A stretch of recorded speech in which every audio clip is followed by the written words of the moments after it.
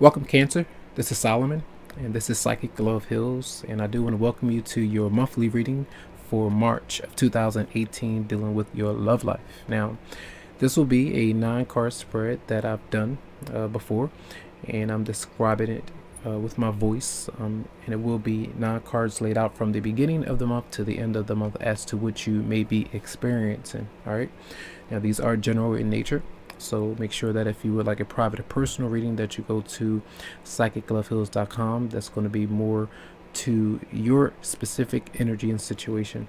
All right, but we'll see what's going on with you for all Cancers in love for March 2018. So I'm going to shuffle here just a little bit. Shuffling now. And then I'm going to cut the cards. Cancer for March 2018 in love. Okay. All right.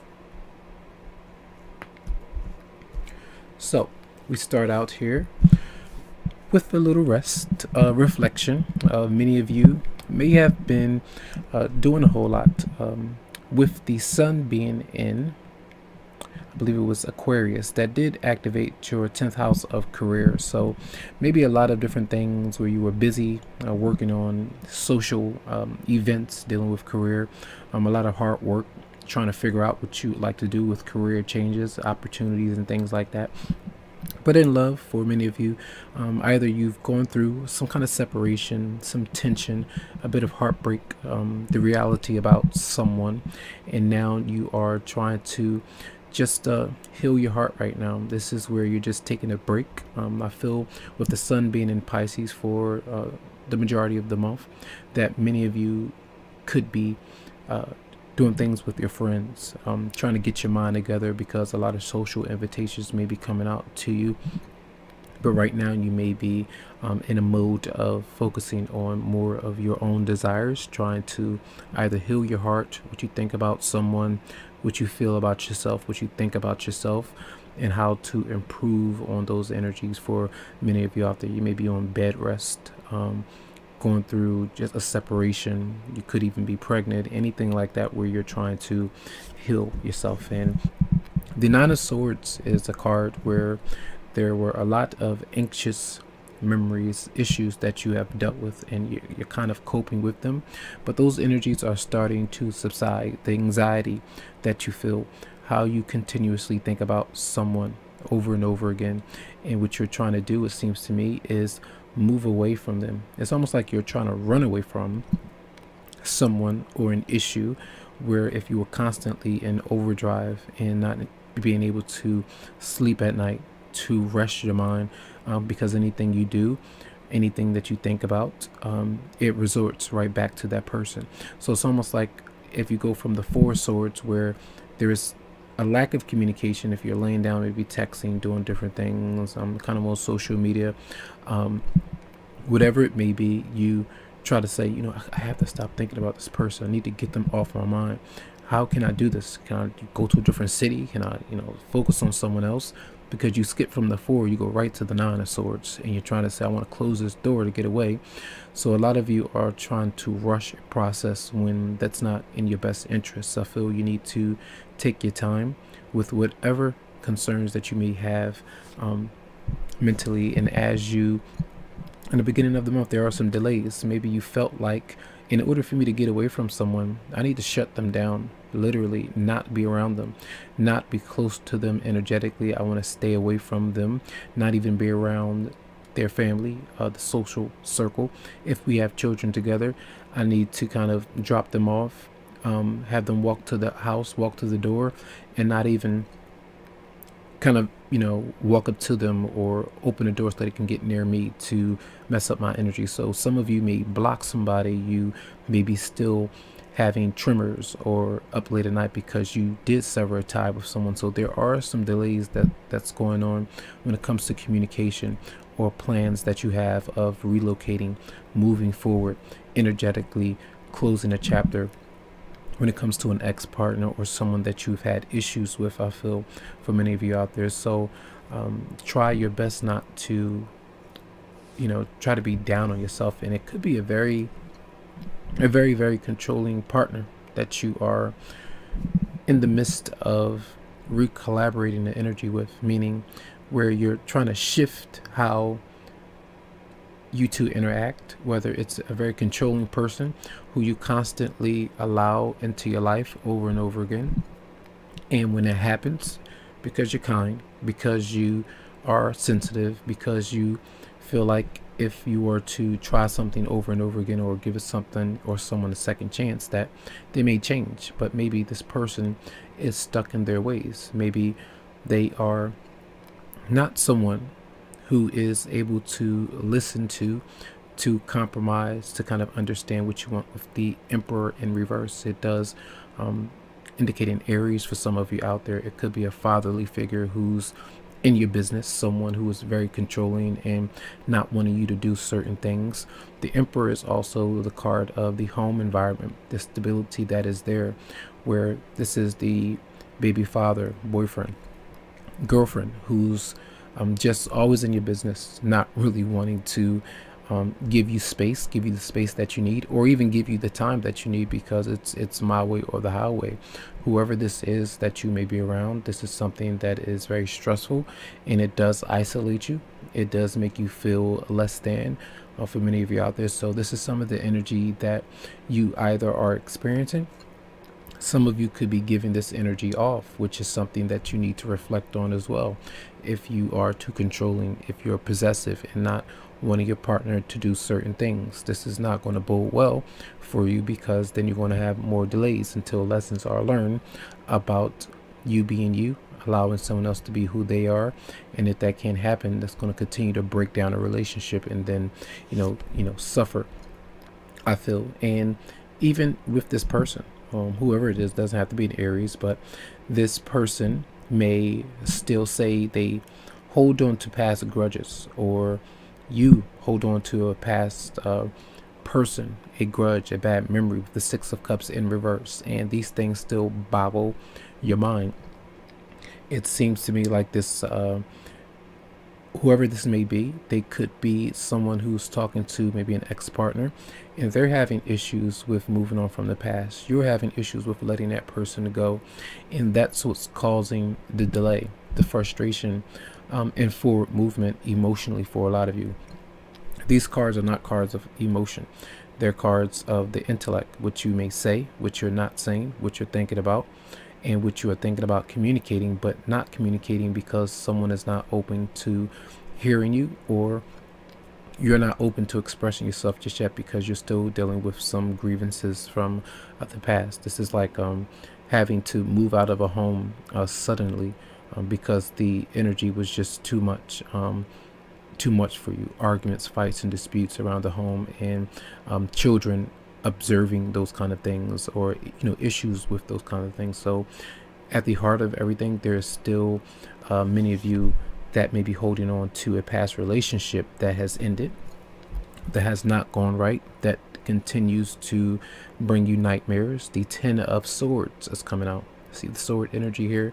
So a lot of being in your mind. Endings are happening. They're trying to happen. We went from the 9, we move into the 10. So a lot of you still, if you're still not receiving the emotional support from someone else, from the other person, where you feel that you deserve better, that you require more, that you are deserving of more, the Ten of Swords shows up as that ending of letting go, release, feeling rejected, shutting someone down, through communication, just not even talking to them, and allowing yourselves to move on from anything that has been toxic, whether it's an environment, whether it's friends that involve themselves in your relationship. A lot of you are just feeling that this is just not something that you want to be bothered with anymore, this particular person, because they are just not seeing things in the right light. They don't see you in the right light. Things are not working out. So you may want to kind of, it's almost like you want to keep those things in the dark instead of bringing them to the light again, because you feel like you're not even going to be heard. So why bother? Why even bother with it? And as you work through this, you start to heal yourself. The Five of Cups is in reverse. This is the card where you take a step back, because we left the 6 of Cups and we moved into the 5, which is forward momentum, releasing the past towards the end of the month, moving forward, because we do have, as you approach the sun being in Aries, that does for many of you, that can activate. So there is a correction.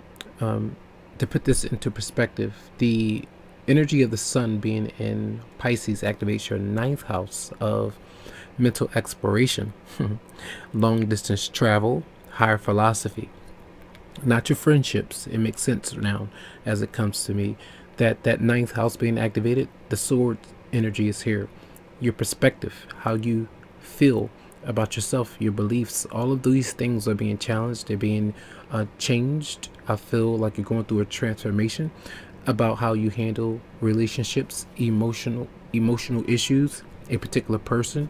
When it comes to literally traveling to other locations, whether or not you can do it, this is getting out and about, long road trips and things like that, to clear your mind, to clear cobwebs away, so to speak. And with that 5 of Cups being here, you see that 10, you see the 5